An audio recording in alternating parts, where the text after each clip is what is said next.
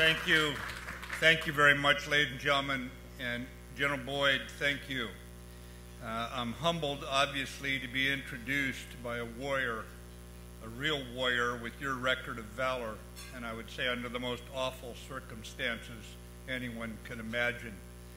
And I think when you think of the number of days that he stood the post, whether it was in the air, flying overhead, or in Hanoi, you can understand why this man is held in such high regard by everyone in the U.S. military in general. We don't forget. It's an honor to join all of you this evening. You'll understand why I feel humbled by this. I get a lot of credit, ladies and gentlemen, and it's usually for the blood, sweat, and tears of a lot of people who don't get the credit. You know they're out there. I know they're out there, but they'll never stand up here tonight. And it's not false humility to stand here and tell you that I could only be here thanks to the efforts of so many young men and women who are willing to put themselves in harm's way. But I also look at this organization and think of why we're pausing here tonight and what General Boyd and his fellow chairman, Dr. Henry Kissinger, what they represent for our country and why we pause, why we come together like this, why we spend a few minutes talking across national lines, across party lines. Why is it that we actually believe that this experiment in democracy is truly worth the kind of sacrifice General Boyd and so many others have paid? I look at these two gentlemen, Dr. Kissinger and General Boyd, as representing what draws us here. And I read in a recent article, I think it was in Financial Times, calling Dr. Kissinger the grand consigliere of strategy for our nation's leaders. I think it's more than just our nation's leaders from my travels around the world. Who else talks with him now? But from his service as a U.S. Army sergeant in World War II, he and the other members of the greatest generation actually set up this wonderful circumstance of why our country is so prosperous today. It's not perfect. It has to adapt to its times, but probably few men had as much to do with being the architect of this world that we inherited as one of your two chairmen. And I think no one can claim greater insight or influence on the world history of the last century than Dr. Kissinger. And I would say in a strategy-free time, in a city where advisors with delusions of adequacy are numerous, I'm enormously grateful for the kind of thinking, the kind of people like Dr. Kissinger and General Boyd.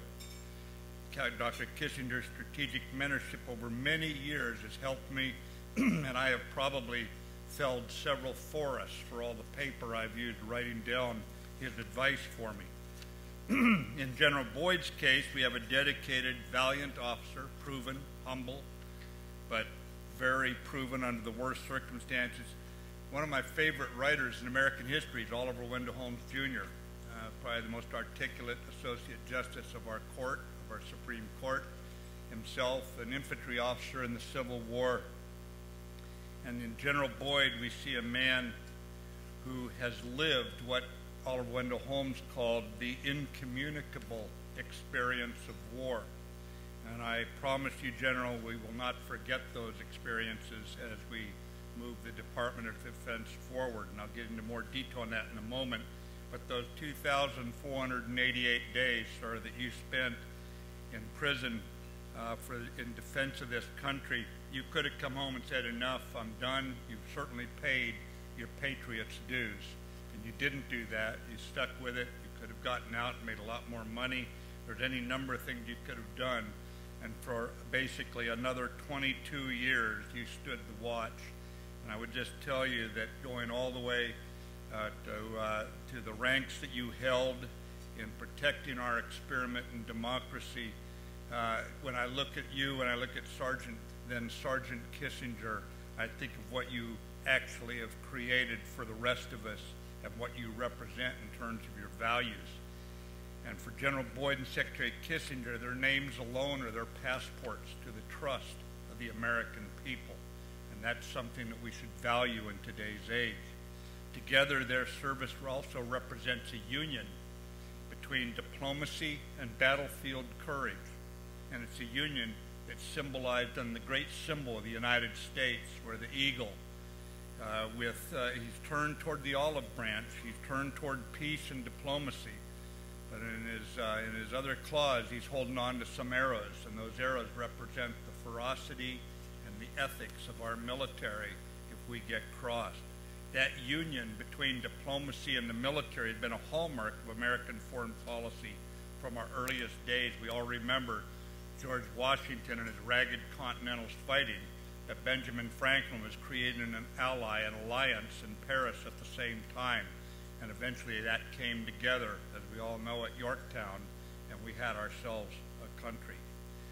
To our own time today, our men and women of your U.S. military stand the watch on the DMZ in Korea. And they are there to ensure that Secretary Pompeo and his diplomats negotiate, hopefully, a peaceful resolution from a position of unquestioned military strength. With Dr. Kistner and General Boyd at its helm, this Center for National Interest makes clear its understanding of that vital balance at a time when we are trying to impose reason over impulse on so many different vectors. And so I'm honored and I'm humbled to accept the Distinguished Service Award from an institution that seeks to advance strategic realism in our foreign policy. This is an institution rooted by a willingness to see the world as it is, not as we wish it to be. As Dmitri has written, even the noblest intentions can have immoral results when policy fails to match reality. More than 4 decades ago, when a sergeant major put it to me somewhat more bluntly, he said, "You're a very persuasive young man, Mr. Mattis, but make sure you've done your homework or you're going to get a lot of people killed." That's how sergeant majors put it to young officers. So this evening, let me just share a short amount of my homework and my team's homework about the 2018 National Defense Strategy, because we owe a lot to the Congress and what they did for us. They would not have done it if we could not have clearly articulated where we were going. It's, by the way, the first National Defense Strategy in over a decade. When I talked about a strategy-free zone, I wasn't mocking anyone. I was simply making an observation on reality. And Dmitri admonished us earlier to match policy with reality. Well, in building this strategy, we stood on the shoulders of a lot of people. Trust me, it was George Shultz, it was Sam Nunn, Senator Sam Nunn, it was Dr. Sid Drell of Stanford, and others. Their wisdom was invaluable. Of course, the mistakes in it, I'll take full ownership of. I've always been proud of my mistakes. But I will tell you, too, that I share this strategy with you because it's not the Pentagon strategy, it's not the defense strategy, it's our strategy, our American strategy. And I did not serve in the Marine Corps for 43 years. I served in the U.S. Marine Corps. We belong to you, you own us, and we owe you an accounting for what we do. And that theme, that tone, that philosophy is carried on through everything that I've done.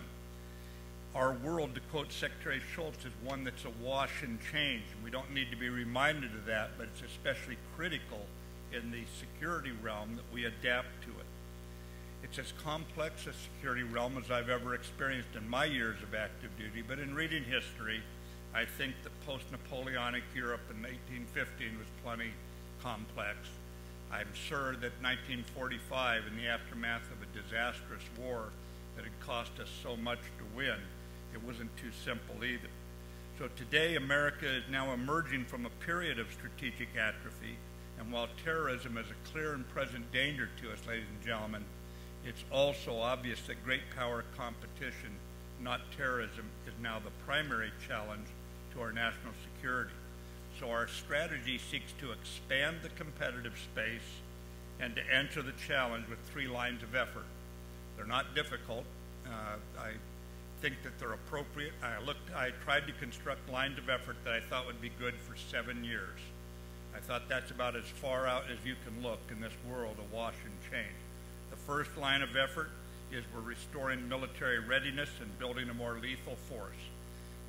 Some militaries in history have lost touch with what they actually exist for. And when they do, their countries fell. And we are going to work with our diplomats, and we want others to work with our diplomats. And I don't believe in an over-militarized foreign policy. But I do not want to leave our diplomats naked without a military power to protect them, without military power to stand on. And as was mentioned earlier, we want people to work with our diplomats because free men and women will fight like the Dickens for this freedom that we have to pass on to our sons and daughters.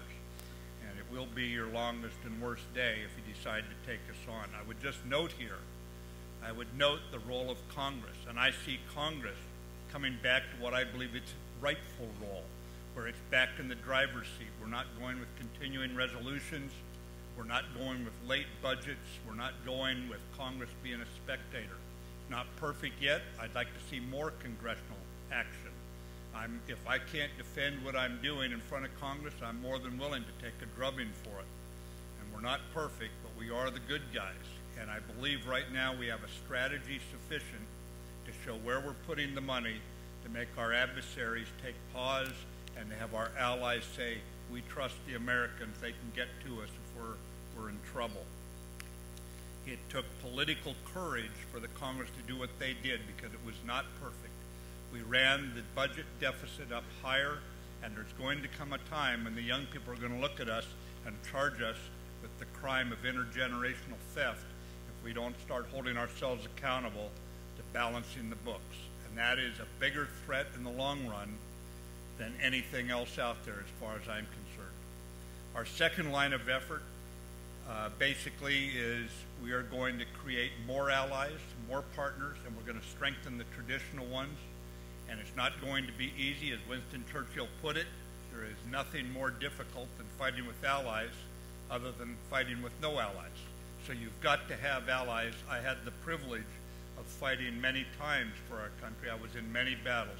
I never, on one occasion, did I fight in a solely American formation. Never happened. I have fought alongside every race and creed, and nearly, it seems like, about half the countries in the world over the last couple of decades. And I will tell you, the greatest generation created those alliances on which we built those fights that I was in. They did that because they looked around coming home from World War II, and they said, raised in a depression, fought through a war that we don't even know if it was 55 million dead or 85 million dead. Think of what we're saying in terms of heartbreak. Think of what that means. I can't even picture it. And they said, what a crummy world, and we're part of it whether we like it or not. They rolled up their sleeves.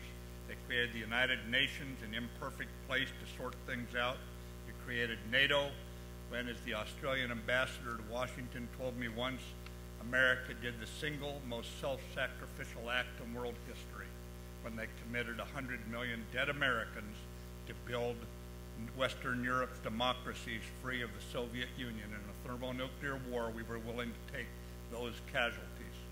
They put together Bretton Woods with IMF, the International Monetary Fund, and the World Bank, so people in desperation did not turn to Mussolini's in the future. They actually had a lender of last resort. I can go on. But that garden that they planted for us, thank you.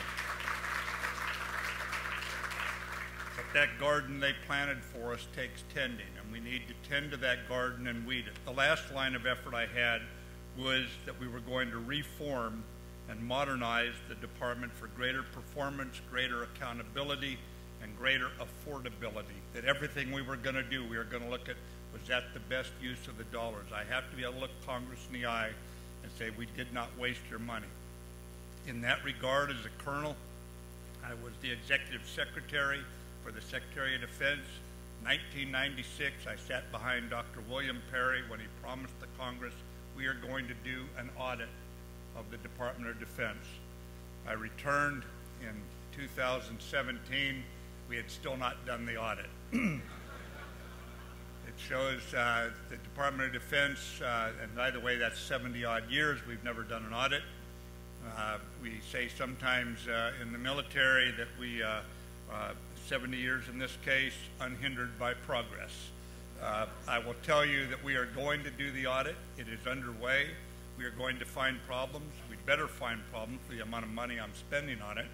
And we're going to fix every one of those problems and come out stronger, and we are going to gain the confidence of every member of Congress. Wherever they stand on the political spectrum is of no interest to me, because we know we can afford to defend our great big experiment.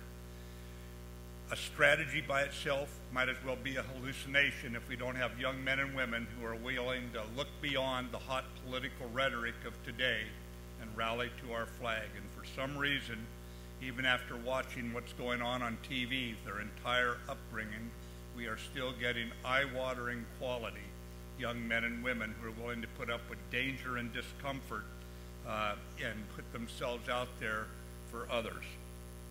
We are people that we say seek out danger far from the well-lit avenues of life, and they put others first, and it's not for themselves, it's for their country. And I think you have to go back and look across the country to see where we get them from. They're the sons and daughters of immigrants, they're sons and daughters of Native Americans, and they're joining a military that can be the absolute exemplars of what this nation stands for. We're never perfect, we're always trying to improve, but we're proud of where we come from. For a nation born with a birth defect, and we were, the first time I can find in our history, recorded in our history, where a black man and a white man, a woman, a Native American, all voted as equals, was in the U.S. Army on a long-range reconnaissance patrol back in Thomas Jefferson's administration. You and I know it as the Lewis and Clark expedition. So it's also a military that carries with it that mantle of progress, that we were always going to be better, we were never going to be complacent.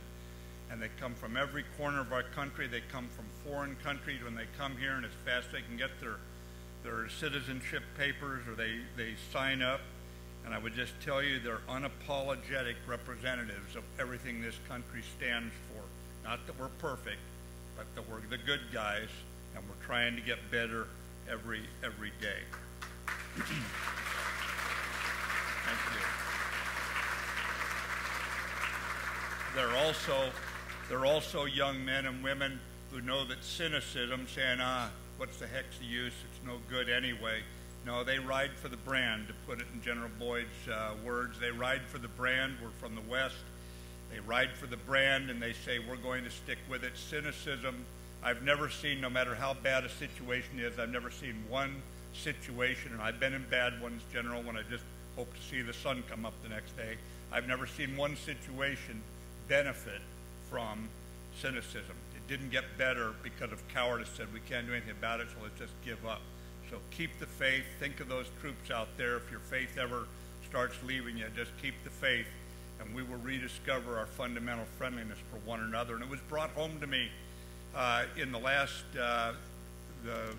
time I was in a big fight, a lot of fights, was out in a place called Al-Anbar in 2004. And I was out there, and it was brought home that we have two fundamental powers, sources of power as Americans, and two. Now, one is intimidation. And those of you who've worn the uniform, you're part of the power of intimidation. But there's another power, too, and that's the power of inspiration. We're rolling out along the Euphrates River Valley. I'm a two-star, and around me are 29 sailors and Marines.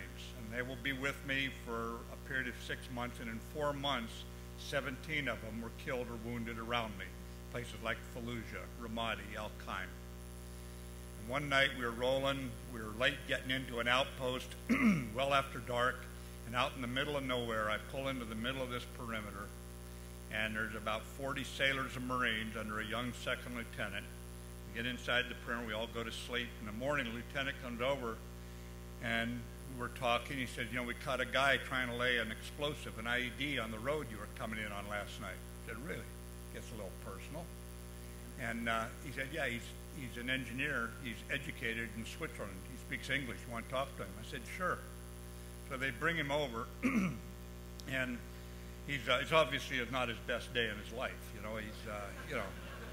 He's got his wheelbarrow, his 2 artillery rounds, his car battery. He's digging a hole, and he looks up, and there's 4 guys with automatic rifles standing around him. He realizes his 401k is in jeopardy at that point. So he's sitting there, and I tell him to cut the little handcuffs off him, and he's sitting there, and he's shaking like a leaf. And so he wants a cigarette. I didn't give him any smoking lecture. I gave him a cigarette, and I was shaking so bad I had to light it. And we're sitting there talking, and I said, what are you doing this for? You're Sunni, we're the Marines, we're the only friends you got out here. He said, oh, you Americans, you Jews, you're here to steal the oil and take us over and all this stuff. I said, okay, forget it. I said, you're an educated man. I'm not going to waste my time if you're going to do this dribble. He sat there for a minute, and he asked if he could sit for a minute. I said, sure. And then I asked him to bring the Marine to bring some coffee over for him. And he was sitting there and got him talking about his family. He had 2 daughters, lived about 10 miles away. At one point he said, well, I guess I'm going to jail now. I said, yep, you sure are. You're going to go to Abu Ghraib. You're going to be wearing an orange jumpsuit for a good long time for this little stunt. And I said, you're just lucky you're not dead. And he said, yeah, I understand. And he said, now listen to this. He said, General, if I'm a model prisoner, do you think I could one day immigrate to America? And I'm sitting there looking at a man who was trying to kill me the night before, and I was reminded, for all the power of intimidation we have, there is a power of inspiration that could reach from this room tonight. How much would he give to be sitting here tonight with his wife next to him, 2 daughters going to school? How much would he give? That power of inspiration reached all the way from here, all the way over to the middle of Euphrates River Valley in the middle of the night, and hit a guy clear over there who was trying to kill it. And even then, the power of inspiration lived on. Please remember that tonight and always, and be with our troops.